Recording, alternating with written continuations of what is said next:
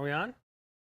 Taylor Wonderling, Ken Chase. Hi, nice to meet you. Good to meet you. Heard a lot about you. George Seeley's been saying some amazing things about you. Apparently, you're a talented person living in Francisco Grande. We're planning on going to the Nick Baldo Golf Academy. That's correct. Things have changed. That somehow didn't make it. So Yes, now you're going to be at Glendale Community College on a golf scholarship. Is that the idea? The idea is to go to Glendale Community College and walk on. Things are a little different between community college and university. They don't have much money to give out, and so they're going to be giving the scholarships to the top 6 players. Okay. And I believe that's for the fall season, and then for the spring season, they're going to do it a little differently. I'm not sure how they're doing it yet, but we'll see when we get there. And ultimately, you'd like to play for a bigger university? I would. My plan is to stay at Glendale for 2 years and then transfer to a university. Where that's at, I'm not sure. I'm hoping to stay in state, but I know playing for ASU and U of A is going to be very difficult to do. And can I tell you my story about that? Sure. My father and me had this great idea that I was going to be a major player at some major university. Mm-hmm. But apparently I wasn't good enough because I wasn't getting the offers, although Right. Arizona State University coach George Botel at the time offered me a walk-on. But several community colleges offered me scholarships, which aren't very much. It's like $500 or something with your books and all that. Scottsdale Community College was one of those colleges that offered me a scholarship. And we did some decision-making. And Steve Loy was the coach. He's currently Phil Mickelson's agent. Okay. Ultimately, he became the head coach at Arizona State University. But anyway, he got me a scholarship at Scottsdale Community College. And some pretty crazy things happened, including I made All-American. Thus, doors opened everywhere. So all of a sudden, I could have a scholarship to lots of places. Right. And ultimately, that became a very difficult decision because now I could go to ASU, but I knew I'd be sitting on the bench. Right. Or I could go to U of A. Odds were strong I'd sit on the bench. There was a lot of other possibilities. But a school called Florida International University, Division II of all things, offered me a full ride, including my apartment, the penthouse, the whole thing. Wow. I get to play golf every day, a degree in hospitality management, hotel, restaurant, club management. And I made a choice with my dad's agreement that this seems like a pretty good idea. Okay. Plus, I knew I would be number 1 or 2 on the team, Right. and I knew we'd be competing against Centenary, where Hal Sutton was the number 1 player on the team, and Southern Methodist, where Payne Stewart was number 1 on the team, and University of Houston, where Fred Couples was number 1 on the team, blah, blah, blah. So we took that scholarship, and then I got to play with those kind of people all the time. Right. So I'm always paired with Fred Couples, Bob Tway, Hal Sutton, awesome. Payne Stewart. I'm paired with these major players because I was willing to go to a Division II school where I could play. Okay. And I could play number 1 or 2. Okay. That was a lot better for me than sitting on the bench at Arizona State University. Right. So in other words, what you're doing probably is a great idea. Right. And I actually have a friend, Timmy Briones, who is going to St. Ed, which is a Division II school. And he wasn't offered any scholarships, but he was offered a chance to walk on. And his idea was, well, I want to go somewhere and play, but I also want to go somewhere where they have a solid team. And he felt they gave him the best chance to do that. Right. And he had several other options, but he felt that was the best opportunity for him to play. And I'm still going through that stage. First, Glendale, I know they have some solid players, but I know it'll give me an opportunity to play.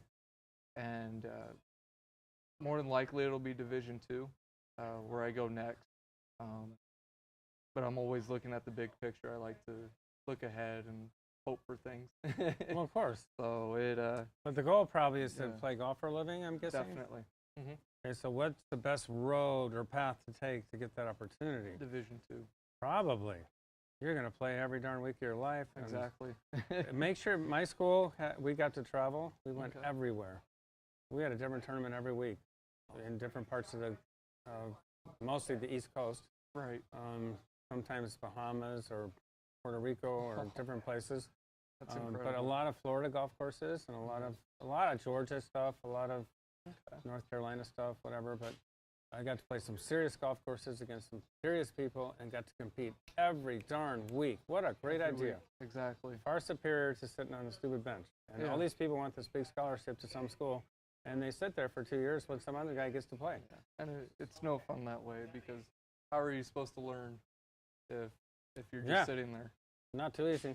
Yeah, it's not doing you any good at all. I want to see you playing. So in other words, I'm saying, just because I just met you, and I've met a lot of young people, it's not a bad idea to think that way. Exactly. If you become the superstar, dominate golf like Phil Mickelson, of course you belong on ASU.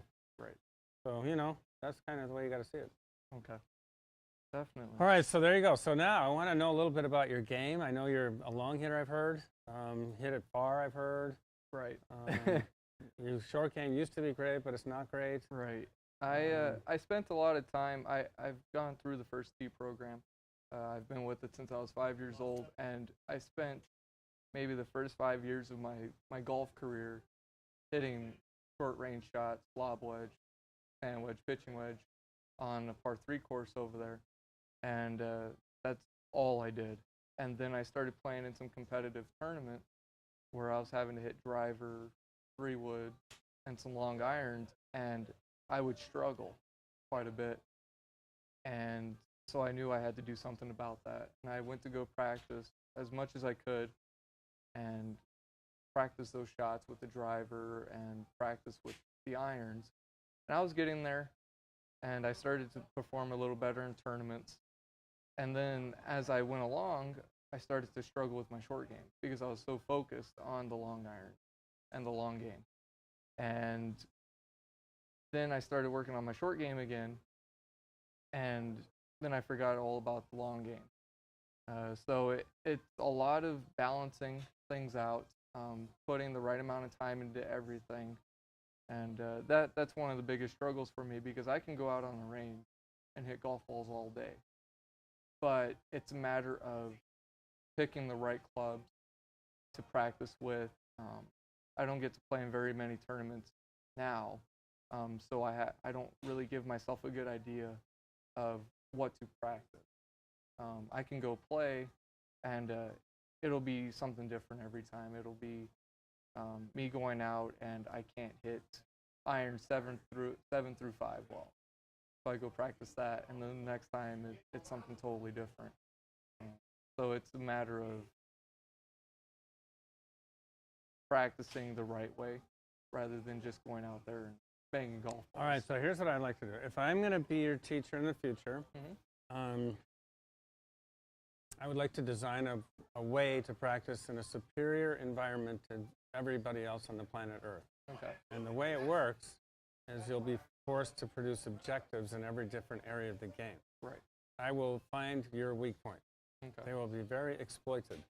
You will not be able to produce what I want, whether it's different putting things that I'm going to make you do, or different short game chipping drills, or inside 100-yard shots, or specialty shots with a bunker in the way, or out of the bunker itself, uphill, downhill, side hill, whatever. Okay. 30, 40, 50, 60, 70, 80, 90, 100 yards, working the ball, carving it one way or the other, flighting it, trajectory controlling it, whatever. There will be all these objectives that you will be forced to perform on a daily basis. You will find out, oh, I'm really good here. Done with that one. Good. Station number 2. Huh. This is my stupid weak point I had yesterday. And then 2 hours later, you're stuck on the same stupid shot. Right. You won't like it, but you'll know that you've identified a weak point. Thus, you'll be able to come to me and say, I still can't hit this one stupid shot. Is there other optional ways to play this golf shot? I'm still horrible about downhill bunker shots. I can't hit a stupid flop shot. I don't understand how to hit out of the rough. I'm great at 30, 40, 50. I'm horrible at 60, 70, and 80-yard shots. Great at 90 and 100. I'm weak in these certain areas. I can't cut it into that pin. I can carve it into that pin draw-wise, but I don't know how to hit the back right pin placements. I don't know how to hit the front left pin placements. There will be all these objectives that you'll be faced with. Okay. And then you'll be forced to practice where you need to be the most. Right. Wherever you're bad, you must need to be there. Yeah. And now you can ask intelligent questions, and we go somewhere. Okay. And then I design it so that every day you have to fulfill this stuff. Okay. And then I think I'm going to go practice that today. It seems like a weak point. No. So the best story would be Daniela Macapani, LPGA Tour star. She was on the tour for many years. When she retired, she was ranked 23 in the history of the LPGA Tour all-time career money winners. She could flat out golf her ball, but she had a problem practicing where she needed to practice as well. Okay. So I exploited her weak points. Okay. And ultimately, she was able to intelligently come to her next lesson, and we spent probably 9 hours a week for a lot of years. She'd say, I'm weak in these 3 points. I'm bad here, and bad here. And, well, guess what? We'd work on that. Okay. And ultimately, she became strong there. And then she was able to say, I'm still pretty good at other things, but now I'm noticing I'm good at that, but I'm not great at this. Things I used to think I was good at, I could be better at. Right. So we knew how to work at those while we keep what we were bad at and got good at. And that's how we did our career together. Okay. So intelligent way to go to your golf lesson instead of the teacher says, I think we're going to work on that today. Okay. No, you're going to come and say, here's what I'm bad at. Awesome. Yeah. That's perfect. There you go. That's how I do it. Okay. What was the bet? $100? Did we do a $100 bet? No. What? I hope not. No, we didn't. I teach this kid named Thomas Velarde. Mm-hmm. He's a little superstar 9-year-old. Number one 9-year-old in that age category in the world.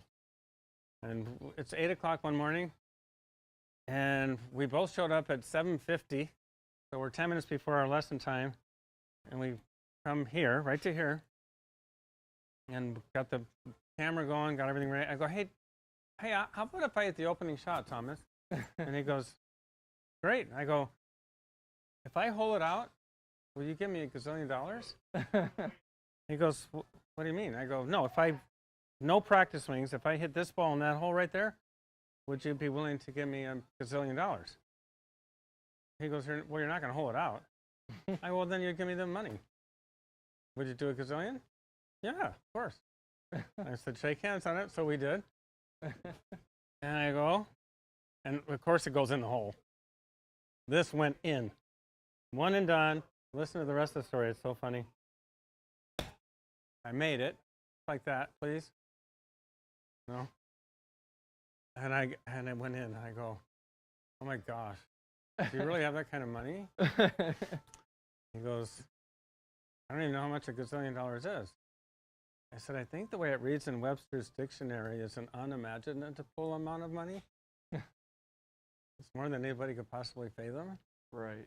He goes, no, well, I don't have that kind of money. I said, so do we got to call your dad? He goes, no, my dad doesn't believe in gambling. So then we got a serious problem here. What are we going to do? He goes, I don't know. I said, you owe me $1 gazillion. You shook on it, and you tell me your dad doesn't believe in your gambling problem. I don't have a gambling problem. I said, well, you gambled. And he goes, I really don't know what to do. I go, well, tell you what, I'll give you 10 balls. If you hole one out, you're off the hook. He holed out ball 9. Oh, wow. And then later I joked with the dad and told the whole story.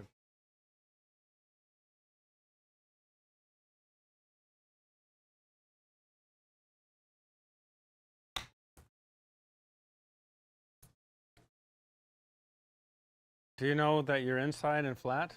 Inside and flat. Do you know I that? did not know that. I'm going to get a mirror. Okay, what's that line for? It's for me to stay on top of it.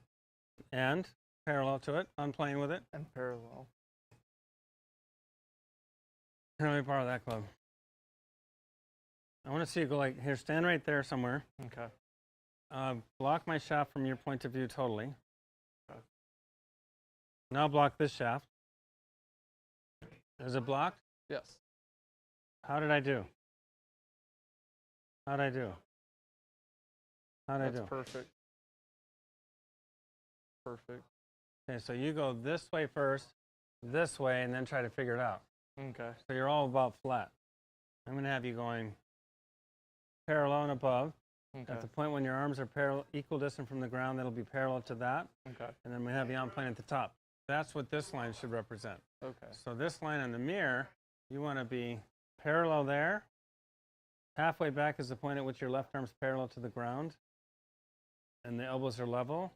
And the shaft's parallel. The top, the arm is parallel. The shaft isn't wherever. Okay.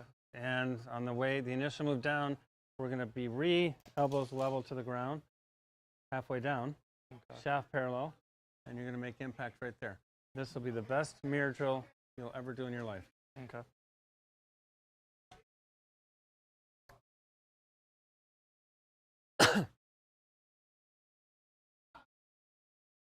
So now let's do it again. Look back. Now, halfway back. Start it back. Where did the shaft go? This is halfway back. Okay. Elbows are equidistant from the ground, represented by this being flat to the ground. Shaft parallel to the original red line. Yeah. The rest of the way. Top. Laid off. Now where are you? Is that good? No. It's parallel.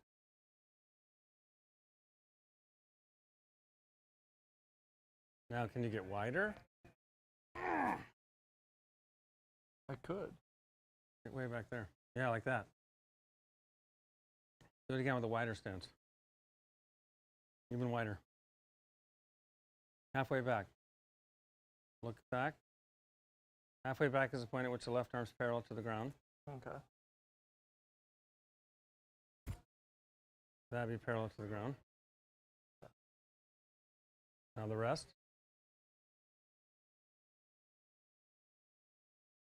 I'm going to get you in a great place. That's where I'm going to get you. Okay. Coming from the right place, the top. That'd be the easiest start. That's how you start with some guy. Okay. Just starting from the... By the way, I'm going to really where you start. Your grip is very strong. I didn't tell you that part. Yeah, that part I figured. I'm always after a shot. My hands are strained and kind of hurt. So I would love you to grip it better, posture it better. Okay. I don't know about your alignment yet. Grip, alignment, and posture are pretty much huge. Then up the plane to the place. Okay. And now I got a player in my hand. Okay.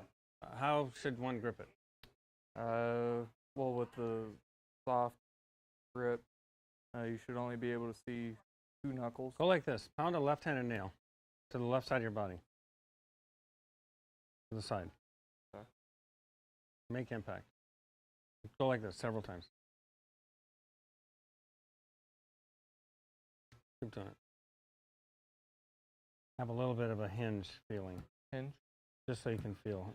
So I want to find where impact should be. Okay, you didn't make a choice to try it like that.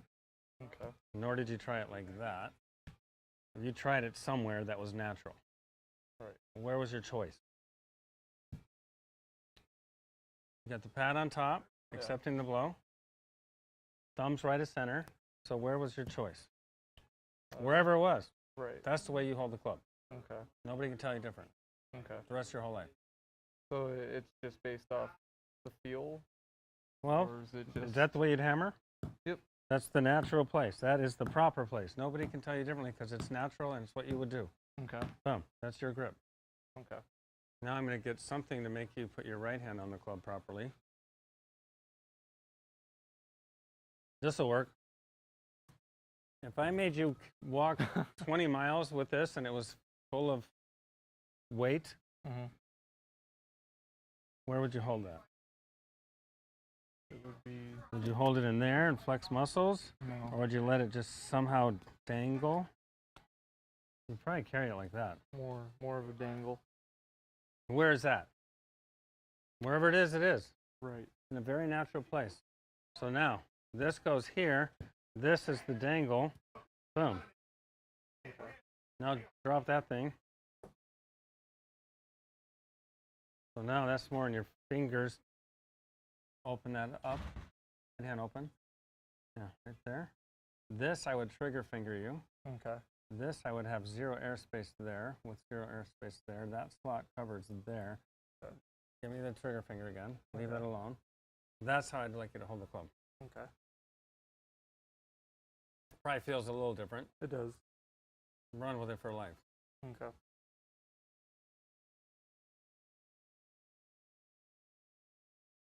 Yeah, that definitely does feel a little different.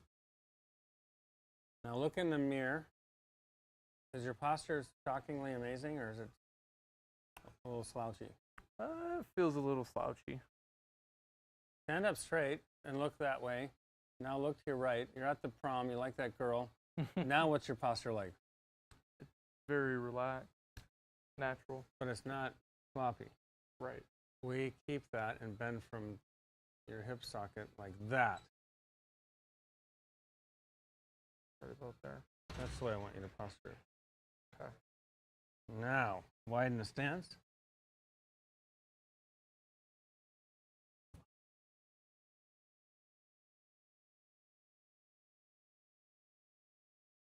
How much should you bend your knees? Quite a bit. Put your club up here like this. Behind The your way neck. you have it. Turn to your right. Turn to your left. Backswing, way through. Turn to your right. Turn to your left. Get all your weight on your right side. Get all your weight on your left. Rotate your body through. Keep going. Is that simple? Simple. Really simple? Yeah. Stop at address. How much are you bending your knees? Not too much. Not as much as you were before. Right. Bend your knees a bunch. More. Do the drill. Are you as able? You have freedom of movement? No. So you trust your motion. Where would naturalness allow you to have freedom of motion? Oh, now you look like Ernie Els way through. Wow. Now stop at address again. Okay. How wide is your stance? The stance gives me a chance to just. Well, you didn't know I was involved in that too. I just watched you start the drill, and your feet gravitated to where they should be. Gives you a chance to rotate around the entire. Do you know that your feet gravitated to where I wanted them without me discussing it with you? They have.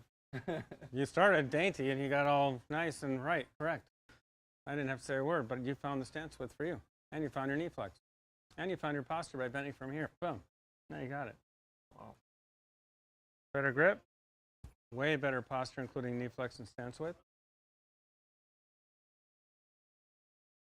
Oh. Right there. There, now you changed everything about you already.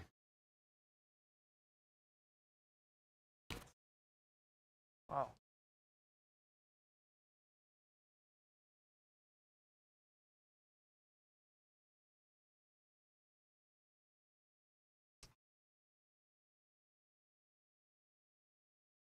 Feels different.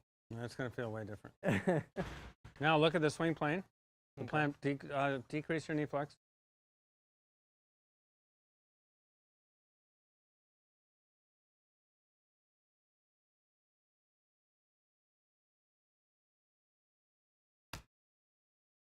Yeah, you're going to be a player.